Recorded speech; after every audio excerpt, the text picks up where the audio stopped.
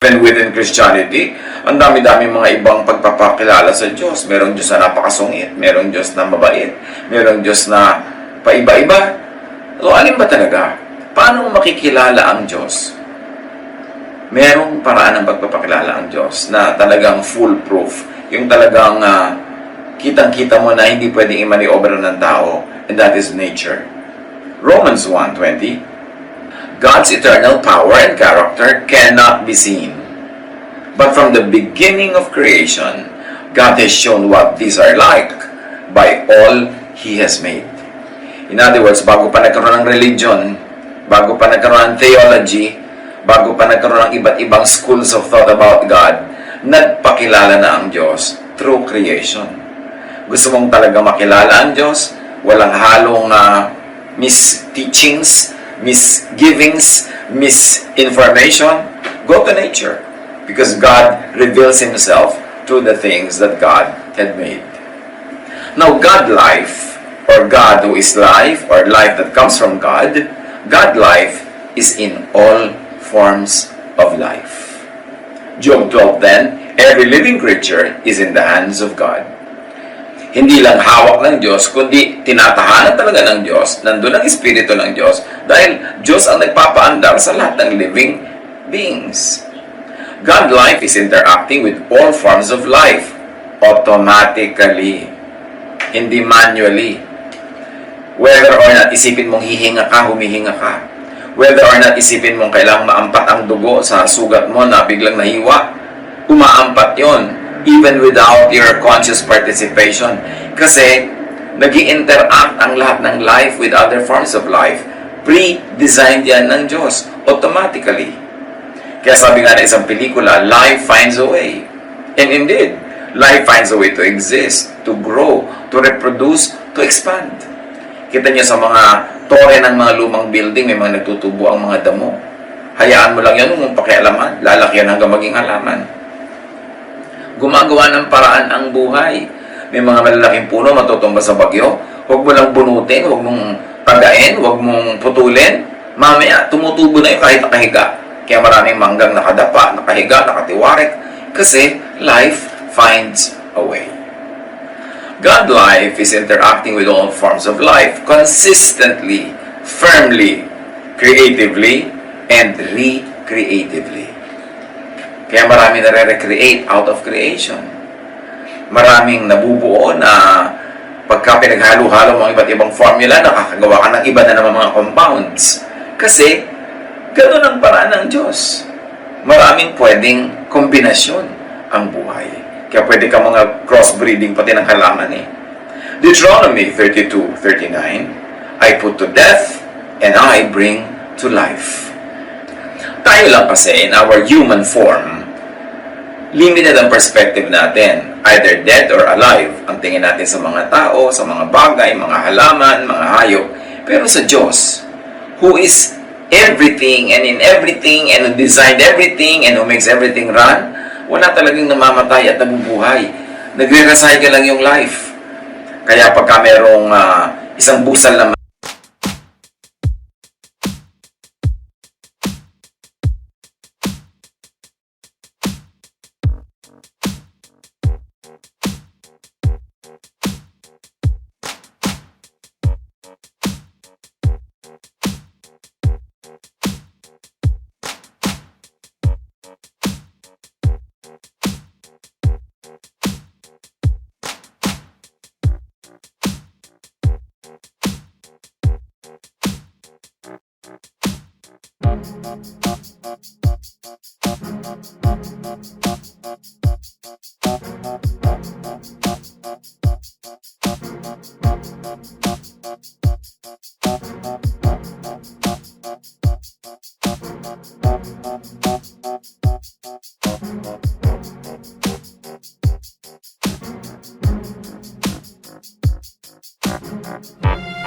mais na nahulog sa lupa at nabulok at naglaglagan yung mga butil-butil niya at tumubo, wala naman talaga namatay kasi nabuhay siya uli bilang bagong mais na naman.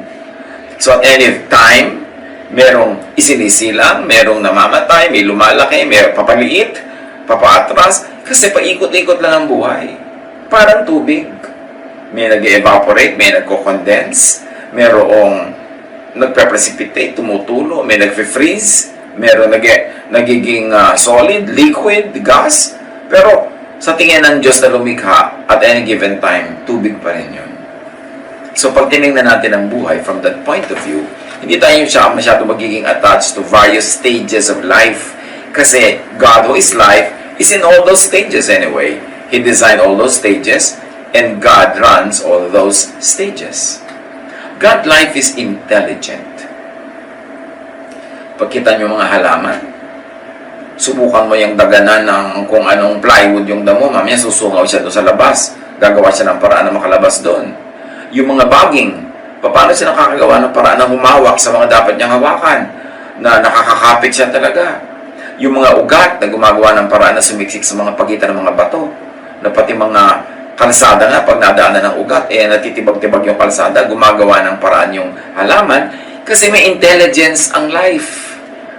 Pati nga yung mga pag-andar ng mga virus, may sarili silang intelligence. Kaya naglalabanan yung mga antibodies ng katawan natin. At yung mga invading organisms, may giyerang nagaganap na hindi mo nga alam na nagaganap yun.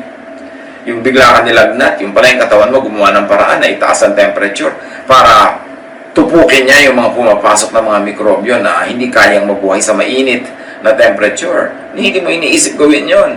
Automatic ginagawa yun ng iyong blood systems. So, God life is intelligent. May sarili siyang karunungan. Wisdom has been with God even before creation. Sabi sa Proverbs 8:22-31, from the beginning, I was with the Lord. Ito yung wisdom na nagsasalita. I was there before He began to create the earth. At the very first, the Lord gave life to me. So, kasabay ng Diyos, wisdom. In other words, God is wise at lahat ng kinreate niya, created in wisdom, with wisdom, for wisdom, kasi nga yung wisdom nandun na bago pa nagkaroon ng creation. Wisdom attended creation. So the only way to deal with creation, with nature, is to be wise and to respect the wisdom of every living thing.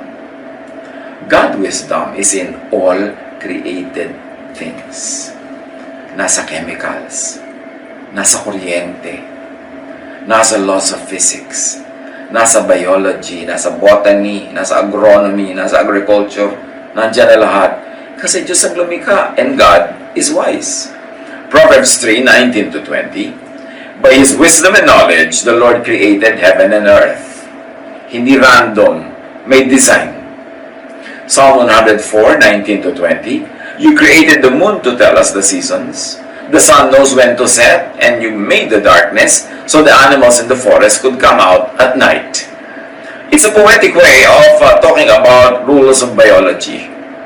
Pero pati yung mga dilim ng gabi, haba ng dilim ng gabi, haba ng liwanag ng araw, may kinalaman sa all living things, even sa animals and plants. Kaya yung mga plants na inaartehan ng mga tao ang design, nilalagyan ng mga ilaw sa ilalim, nililito natin yung halaman. Kasi sanay yung halaman na ang light nandun sa ibabaw, sa taas niya para nakalatag doon yung mga dahon niya for photosynthesis. Tapos iilawan mo sa ilalim, hindi na-stress yung halaman dahil bakit may liwanag sa ilalim? Anong gagawin niya? Pagkagabi, tataob yung dahon para humarap sa liwanag. At sa umaga, titihaya uli siya para humarap naman sa araw.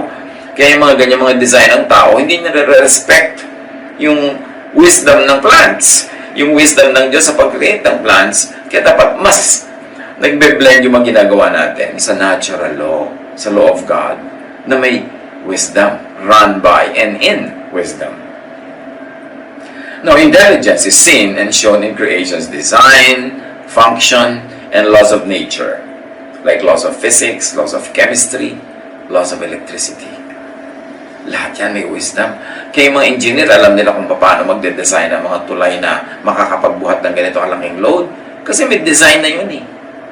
Kaya mga aeroplano napapalipad at this speed, with that kind of wind, with that kind of velocity, at ganitong kabigat na dalang mga cargo na titimbang nila kung kayang buhatin niya ng aeroplano or not. Kasi lahat ng mga computations, lahat ng formula, nandiyan na sa nature, embedded na. Yung marurunong lang na tao, nadidiscover nila yung nandun na dati, pero hindi tao naglalagay nun. Kaya lahat ng mga inventions are based on understanding, the laws of nature. Genesis 2:2-3. God finished the work He was doing, so on the seventh day He rested from His work. God blessed the seventh day and made it a holy day. He made it special because on that day, He rested from all the work He did while creating the world. Anong ibig sabihin nito sa buhay natin ngayon, mga kapatid? Tapos na ang paggawa ng Creator. Huwag kang magdasal dyan na igawa ka niya ng something. Kasi tapos na ang paggawa ng Diyos. Mag-aral ka, alamin mo ang laws of nature, alamin mo kung paano ka makakagawa ng something, paano ka makakagawa ng C by adding A to B. Kasi nandun na lahat yung formula. Pero tapos na ang paggawa. Creation is self-recreating and recycling. Minsan lang ginawa ang tubig, nagre-recycle na siya forever. Creation is self-reproducing. Minsan lang kinreate ang isang uri ng hayop at sila na ang bahala kung paano sila magpaparami. Kaya nga ang utos, magparami kayo. Creation is self-sustaining and governing. Kaya dapat hayaan natin yung forest na mag-govern sa sarili niya, makarecover siya pag may dumaang bagyo, pag nagkaroon ng forest fire. Huwag natin pakialaman, huwag natin kalbuhin, ubusin lahat ng mga resources. Kasi nakikialam tayo sa self-governance ng nature. Kita nyo ngayong mga lockdown, ngayong quarantine. Ang dami mga wild animals na namamasyal sa mga parks sa loob ng mga city. Dahil wala yung mga tao para makialam sa kanila, then therefore they repossess the management of their own lives. Kasi sobrang na tayo nakikialam sa ibang creatures ng Diyos. Nagkakaroon tuloy ng imbalance. Inuubos natin yung mga ibang species, nagkakaroon ng extinction. So yung mga nakatira sa kanila, dating microorganism, dahil nawala na yung mga hayop na tinitira nila, sa tao na lumilipat. Kaya huwag natin dapat sobra talagang binibigyan ng problema at stress yung nature. Dahil tayo rin ang nagbabayad. Isaiah 55:10. The rain and the snow come down from heaven, and do not return to it without watering the earth, and making it bud and flourish, so that it yields seed for the sower, and bread for the eater. Pati tubig, lahat ng stages ng water cycle, merong na-accomplish na purpose. Napapalamig ang atmosphere, napapaulan, nadidiligan ng mga halaman, napapasa uli ang lupa, na-nourish lahat ng life. Lahat, tuwing umiikot ang hangin, may na-accomplish siya. Na-recycle niya yung mga dumi, napapaalis niya yung mga impurities. May nangyayari. Kaya dapat sa buhay, hindi tayo talaga masyado mag-intervene with nature. Manatili tayo sa ating mga settlements, sa ating mga bahay, sa ating mga cities and towns, at hayaan natin yung mga bundok na maging bundok. Iwan natin yung mga dagat na maging dagat, hindi kaila-ilaliman ng dagat, pinapakialaman na rin natin, kaya tuloy yung life na disturb. Ecclesiastes 1:4-7. Generations come and generations go, but the earth remains forever. Talaga yung earth, matitira yan. Kaya yung mga sinasabi na kung matutupok ang planeta, end of the world.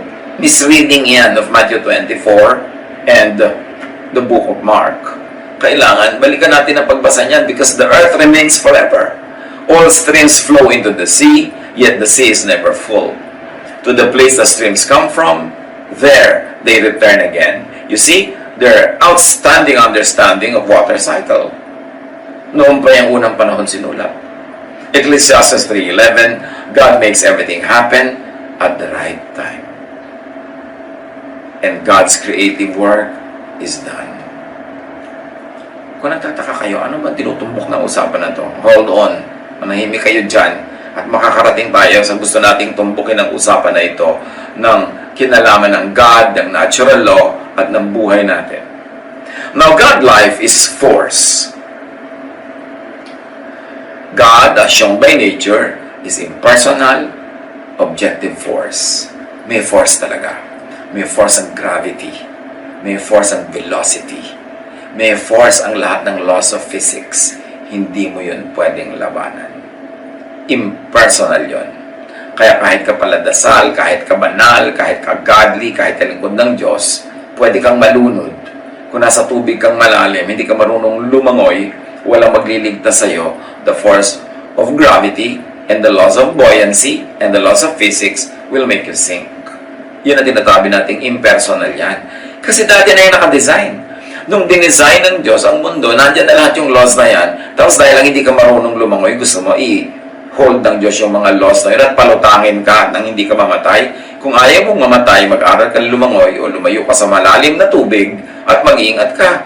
Pero hindi dadaanin mo sa dasal dahil anong gusto mo gawin mo sa dasal? Ipaulit mo sa Diyos ang creation o ipasuspend yung laws of nature para ka lang ma-exempt. Kaya ang tunay na pananalig sa Diyos ay paggalang sa natural law. Ecclesiastes 3:14-15. Everything God has done will last forever. Nothing He does can ever be changed. Everything that happens has happened before, and all that will be has already been. God does everything over and over again.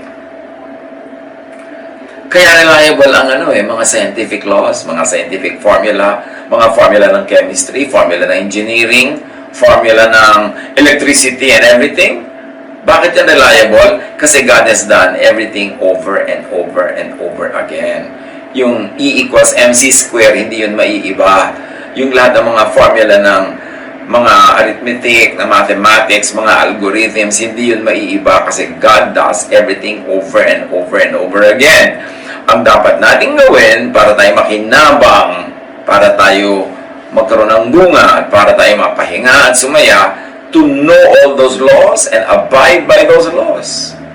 Para ma-harness natin yung wind. Kita mo, pag alam mo yung wind power, may mga windmills kahit nung araw pa. Yung mga sinauna nating ninuno, nakakapaglakbay across vast oceans dahil na sa mga layag. Dahil na-harness nila yung power ng wind. Alam nila kung paano pakinabangan yung power ng wind. Alam nila kung paano pakinabangan yung direction ng mga waves at different times of the year. Nababasa nila yung mga formation ng mga bituin sa langit, kaya nag-guide sila kahit sila ay namamangka sa dilim ng gabi, kasi natutunan nilang malaman kung paano umaandar ang nature. At sila hindi lumalaban, sumasakay lang sa nature. God is force, always implementing the intelligent design of life. God is automatically policing, correcting, balancing everything. Kaya pag imbalance ang iyong blood, ang chemistry niyan, bigla ka nahihilo, natutumba ka, nagugutom ka, nakakaramdam ka ng kung ano-ano, hanggang gumawa ka ng paraan, magpagamot ka, kumain ka ng tama, para makorek yung imbalance. Kasi talagang yung design na yun, i-implement yun. At pag hindi mo ginalang, lumaban ka doon, ang ending nun, baka mamatay ang yung physical body. At bumalik ka uli, maging kung ano-ano ka ng mga vitamins, maging zinc ka, maging iron, maging potassium uli yung kinain mo, bumalik sa lupa, makain ng mga halaman, at may taong kakain uli ng mga bunga. So, paikot-ikot lang yan. Because God does everything over and over again. Ecclesiastes 3:1-8. Everything on earth has its own time and its own season. There is a time for birth and death. Kung tayo mga talagang nananiwala sa Diyos, umasandal at umaasa sa Diyos, yes, normal lang naman na malungkot tayo pag kami namamatay, pero alam naman natin dapat na mamamatay ang lahat kasi isinilang ang lahat. May oras sa mamatay, may isinilang na, may oras na para ikaw ay bumalik na sa iyong pinanggalingan. Ang mahalaga lang, habang narito ka sa form na ito, sa body na ito, magawa mo yung pinaka-dapat mong gawin, yung mga gusto mong gawin, yung mabuti mong gawin, mamunga ka, mag-enjoy ka sa buhay, makapaglingkod ka sa kapwa, matuwa ang Diyos sa'yo, and then pag tinawag ka ng Diyos, graduation na, march, and meet your Maker. Kasali yun sa buhay. God is automatically, objectively rewarding and punishing creatures that violate the intelligent design of life. Halimbawa, may intelligent design na dapat kang kumain ng tama, mag-exercise, dapat kang mag-relax. Pagka may oras kang mag-relax, hindi mo ini-stress ang iyong sarili, anong reward mo? Nagiging healthy ka, humahaba ang iyong buhay. Pero, inugubos mo ang iyong kalusugan sa bisyo, nagpupuyat ka, hindi ka kumakain ng tama, hindi ka nagre-relax, hindi ka nagre-rest, lagi kang galit, tumataas ang blood pressure mo, na-heart attack ka, na-stroke ka dyan, kung ano nangyayari sa'yo. Because God rewards those who respect the laws of nature, and God punishes those who don't. Now, God doesn't have to make a particular case for you. Hindi kailangan mo ba ng Diyos mula sa langit para lang i-reward ka o i-punish ka. Lahat yan pre-programmed na. Nandun na. Bahala ka na lang kung anong gagawin mo. At yun ang magiging bunga nun sa iyong buhay. Of course, that's an oversimplification because we're also affected by what other people around us do. But just the same, Pwede tayong umiwas, pwede tayong mag-ingat, o pwede tayong maging careless. Pero pag naging careless tayo, God na left to decide na tayo ibigyan ng parusa, aandar yung natural law. Halimbawa, lagi mong pinupuno ng sigarilyo at nicotine yung iyong lungs.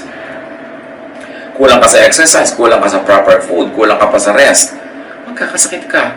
Hindi kailangan assignan ng Diyos na, bibigyan kita ng sakit. No, nakatakda na yon. Mangyayari yon. If P, then Q. If you did A, susunod yung B.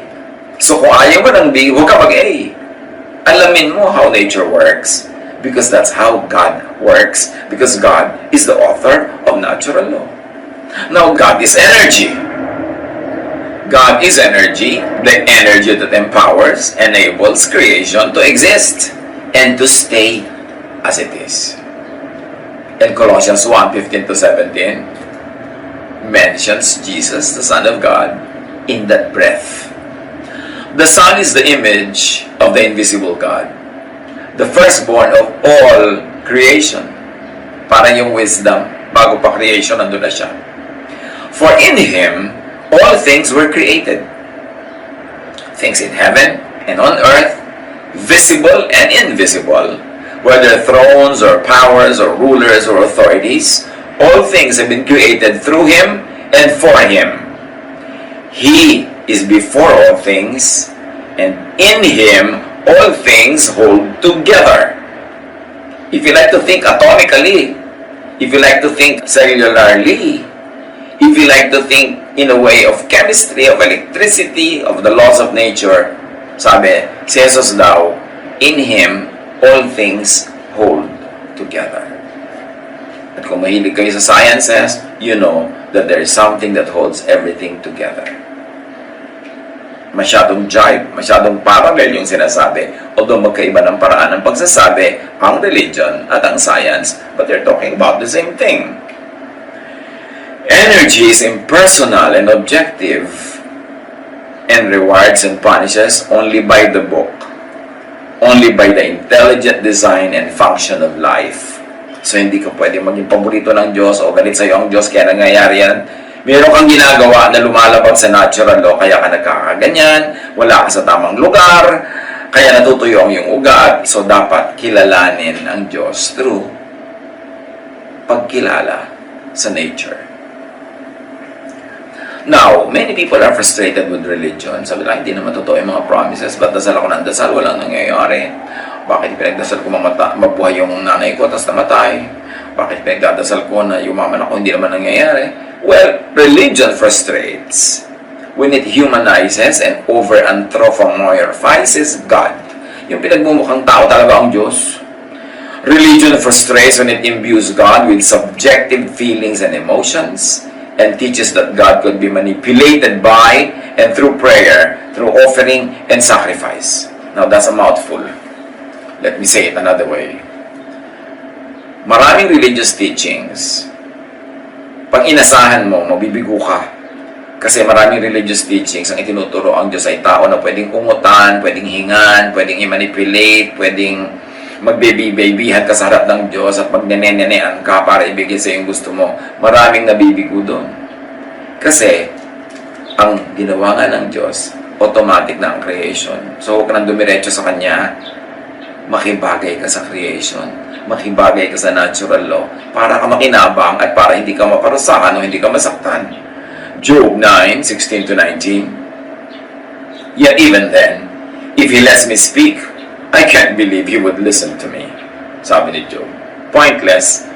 I will listen to God, but I will not make Him listen to me because He already given me everything I should hear. And that is given through natural law. So, yun na lang ang sundin ko. Huwag na ako makipagtalo sa Diyos. Sumunod na lang ako. Because I cannot make God listen to me, but I should listen to God. Sabi ni Job. Should I try force? Sabi niya. Try force on God? Should I take Him to court? Could anyone make Him go? Pwede ko bang idemanda ang Diyos? Pwede ba ako mga tuwiran? Pwede ko ba siyang usigin? No! So, ang gagawin ko, susunod na lang ako para may magandang mangyari. Habakkuk 1:2. Our Lord, how long must I beg for you to help before you listen? Marami sa atin, ganyan na halos ang prayer. Why should we make God listen to us when He should be listening to God? 6 days, He made everything. And on the 7th, He rested. Tapos na siya ng paggawa. So bakit natin siya paggagawain uli? Bakit natin ipapa-remodel, restyle ang mundo para lang mag-fit sa kailangan natin at gusto natin? Dapat tayo ang makinig. Ginawa na niya yan. Mag-adjust tayo. Sumunod tayo. Nandun ang reward. Psalm 40 verse 6, sacrifices and offerings are not what please you. Gifts and payment for sin are not what you demand. 1 Samuel 15:22, but Samuel answered, which pleases the Lord more, burnt offerings and sacrifices, or obeying His commands? It is better to obey the Lord than to offer sacrifices to Him. It is better to listen to Him than to offer fat from rams. So, itong Psalm 40 verse 6 at 1 Samuel 15, isa lang ang sinasabi. Gusto mong matuwa sa iyo ang Diyos, huwag mong daanin sa kauungot, huwag mong dadaanin sa mga offering, huwag mong daanin sa mga suhol-suhol at pagdadasal-dasal dyan. Ang gawin mo, sumunod ka sa Kanya. Obedience is better than sacrifices or offerings. And obedience to God is not only obedience to religious laws. Kasi maraming religious laws, invento lang yan ng mga priests, invento ng mga religious leaders, invento ng mga congregations. So, paano ka nakakatiyak na pag sumunod ka dyan, mapipilis nga ang Diyos?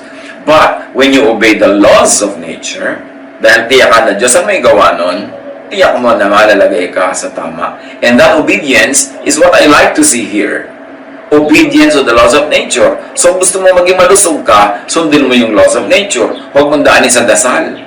Kasi kung pinapabayaan mo ang katawan mo, hindi ka nag-iingat, tapos dadaanin mo sa dasal, mabibigo ka. Kasi anong gagawin mo? Ipapa-accept mo ang sarili mo from the product of not obeying natural law, of not obeying the law of God written in nature.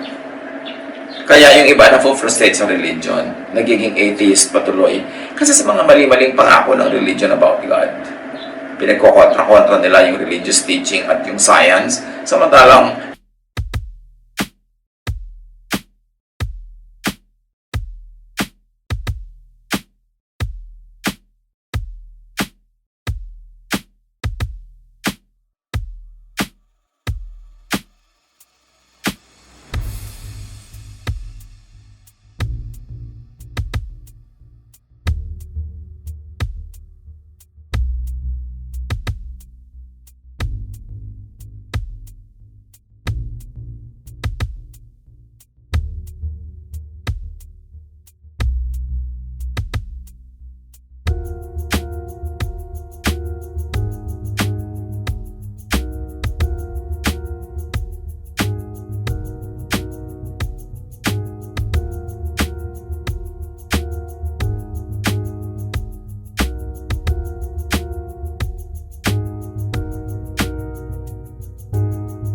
yung religious teaching nga marami ang tao, invento lang yan Pero yung laws of nature, laws of science, din may invento ng tao, nandun yan. Ang tao na di-discover lang niya how it works, na i-apply lang niya, kaya nagkakaroon ng applied sciences. Napapakinabangan niya, nakaka-invento siya ng mga bagay out of what he understands or she understands about natural law. Yan kuminsan ang lagi ko na lamang na kuminsan ay dinaramdam. Yung ang mga tao na bibigo, nagtatampo sa Diyos, lumalayo sa Diyos, kasi naman mali ang pangako sa kanila ng religion. O magdasal ka ng 15 Huwebes at susundin ka ng Diyos. Sino may sabing ganun yun? Kahit dasal ka ng dasal, kung yung buhay mo naman hindi sumusunod sa natural law, yung blessing na gusto mo hindi pa rin darating. Yung ang tamad-tamad mo, sinabi na that what you plant, you harvest. Tapos wala ka pinaplant. Tapos dasal ka ng dasal na mag-harvest ka. Mangingisay ka kada dasal pero wala ka ma-harvest. Then magagalit ka sa Diyos. Magtatampo ka. Kasi nga, wrong yung teaching ng religion. Isaiah 45:9, woe to those who quarrel with their maker, those who are nothing but potsherds among the potsherds on the ground. Does the clay say to the potter, what are you making? Does your work say, the potter has no hands? So bakit ka ano makikipagtalo? Yan ang creator. So, sumunod ka na lang. Mag-adjust ka at doon ka sasaya. Pagka sinusunod mo ang kagustuhan ng maker, hindi dadaanin mo sa reklamo, dadaanin mo sa dasal. Religion frustrates when it teaches that God could be asked to do humans' biddings. Deuteronomy 10:17, "For the Lord your God is God of gods and Lord of lords, the great God, mighty and awesome, who shows no partiality and accepts no bribes." Tapos, yung ate mo sasali sa beauty contest, dadaanin mo sa kada dasal ka o offering para manalo siya. Pati ang Diyos, gagawin mong judge sa beauty contest. Yung may dalawang basketball team, maglalabanan, pareho nagpe-pray yung mga supporters nila na manalo yung team nila. Sa palagay nyo talaga, madadaan ang Diyos sa dasal na may kakampihan siyang isang team dahil sobrang ipinagdasal ng kabilang team? Isinasali natin ang Diyos sa ating mga human squabbles, human contests, human endeavors. Masyado nating pinapababa yung kanyang kalagayan. Sa palagay nyo talaga, pag may dalawang nagbo-boxing, may pipiliin doon ng Diyos na manalo. Siyempre, nanalo yung nanalo kasi nakakondisyon ang katawan niya, kasi tama ang timing niya, kasi tama yung stroke niya, naka-earn siya ng mga points, at kinasihan siya ng mga judges. All of these things nagkakalakip-lakip. Pero, really? May dalawang magbo-boxing dyan, parehong nagpe-pray yung nanay nila, parehong nagpe-pray ang asawa nila, parehong nagpe-pray ang kanilang mga kaibigan. Sino kakampihan doon ng Diyos? Religion frustrates when it teaches that God could be recruited to side with certain persons or groups. Kahit mga political groups, pare-pareho naglalabanan, kami ang kakampi ng Diyos, evil yung kabila. Really? Sasali ang Diyos sa mga political circus ng sangkatauhan?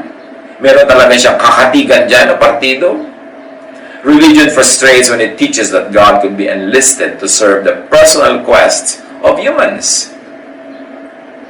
Yung mga Diyos ko, ibigay mo po sa akin ng lalaking yun para siya ang maging asawa ko. Ay yung tatlong babae pala kayo nagpe-pray para sa kanya. So, sino papakinggan ng Diyos?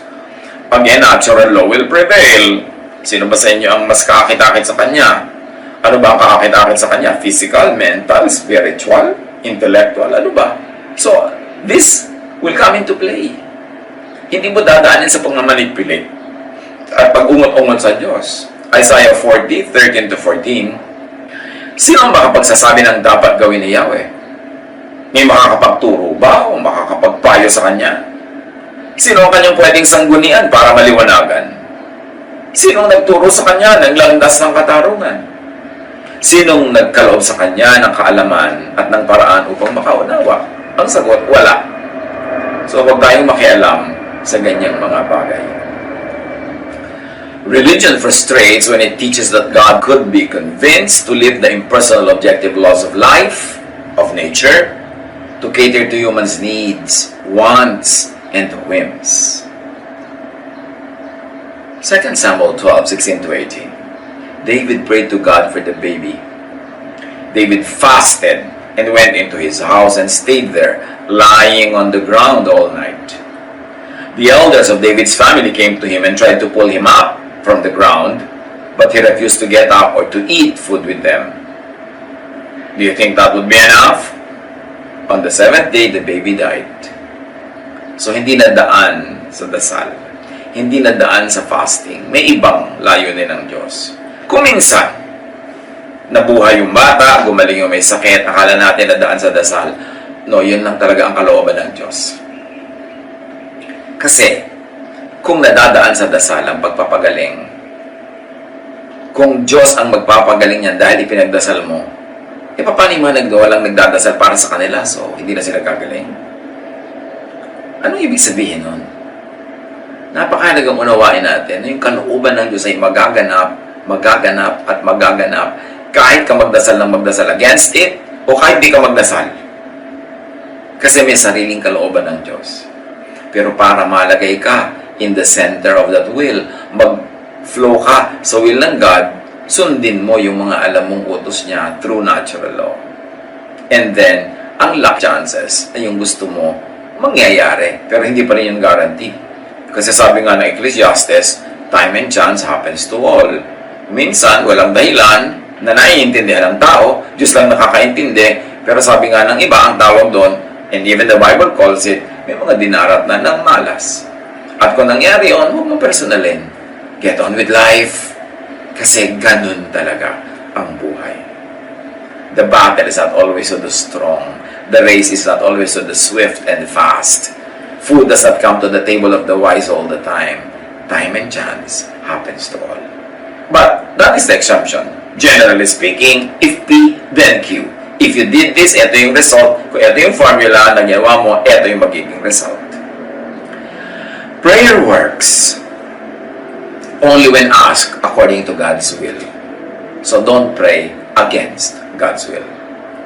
1 John 5:14 to 15. We are certain that God will hear our prayers when we ask for what pleases Him. And if we know that God listens when we pray, we are sure that our prayers have already been answered.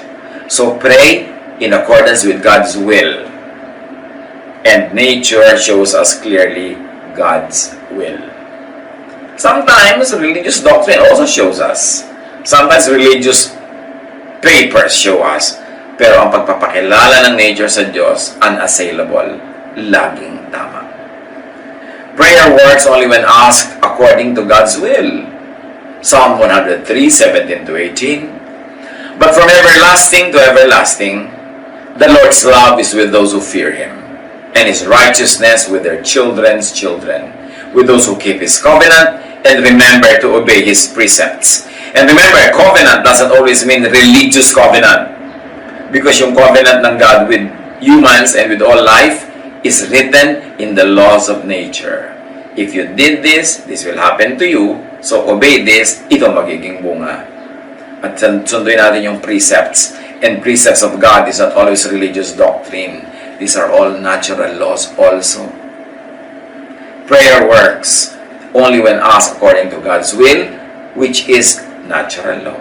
God's will is natural law. Or life's objective, intelligent design, force, and energy. Yan ang pagpapakilala ng Diyos all throughout time. Psalm 104 verse 5. You build foundations for the earth, and it will never be shaken. Hindi natin maiiba yung nilikha ng Diyos. Psalm 92:12 to 15. The righteous will flourish like a palm tree, proclaiming, the Lord is upright. He is my rock, and there is no wickedness in Him. And here, righteous means submissive to God's creative natural law. Therefore, blessed. Yung righteousness doesn't always have to be defined in religious terms. Because when you are submissive to God's creative and natural law, you are submissive to God. Therefore, you are right and you are righteous. Ang laki kasi ng nagiging disadvantage pag pinaghihiwalay yung religious at scientific principles. Para magkalaban, no. Yung mga conservative religious people na ayaw nilang mag-change ng kanilang mind, ayaw nilang mag-adapt ng kanilang mga doctrines, ayaw nilang mag-adjust sa mga scientific discoveries and realities, yan ang galit sa science. Kasi gusto nilang manatili sa kanilang conservative thinking. Alam nila maguguho yun, matutunaw yun pagka hinayaan nila na yung truth and evidences of science prevail. Kaya galit sila sa science. But God created all of the scientific laws. So yung tunay na maka-Diyos dapat hindi galit sa science. In fact, science could be God's last prophet. Ano bang ginagawa ng mga prophet? They explain to us God's will and God's mind. Hindi ba? Pag nakita mo sa mga scientific principles yung kung paano ginawa ng Diyos ang lahat, ina-explain ng science sa'yo yung mind of God. Kaya yung science, prophet yan. The way to be blessed is to abide by the objective natural law of life. Matthew 15:9. It is useless for you to worship me when you teach rules made up by humans. Halimbawa, apply natin sa buhay natin ngayon. Ang dami mga tao hyper-faith. Yung, our God is stronger than the disease. Our God is bigger than the problem. And because of that, ano ginagawa nila? Hindi sila nagso-social and physical distancing. Because of that, hindi sila nagmamask. Because of that, patuloy pa rin sila nagsisiksika, nagsasama-sama, nagayakap-yakapan. Tapos sasabog ang sakit sa kanilang paligid. Ang dami-dami mga sakit na trace sa mga religious gatherings. Kasi yung mga tao, akala nila dahil naniniwala sila sa Diyos, therefore, pwede na nilang itapon yung scientific laws. Dahil yung faith nila, ay gusto nila yun ang madaig at hindi yung reason, hindi yung science, hindi yung intelligence, hindi yung wisdom. Nagkakasakit sila. Tapos magtataka sila, bakit kami nagkasakit? Pinabayaan kami ng Diyos. Magagalit ngayon, magtatampo sa Diyos. Eh kung gusto mo talagang huwag magkasakit, sundin mo yung scientific law kasi God ang gumawa ng law na yun. So true godliness will actually respect all what the medical people who are informed and who are correct will tell us to do. The way to be blessed is to be planted by streams of water. Psalm 1, 2 to 3, but whose delight is in the law of the Lord, and who meditates on His law day and night, that person is like a tree planted by streams of water. So hindi lang yan sa religious way. You want to bear fruit, you want to have fresh leaves all throughout the year, you should be planted by streams of water. Which means, when gusto mo malusog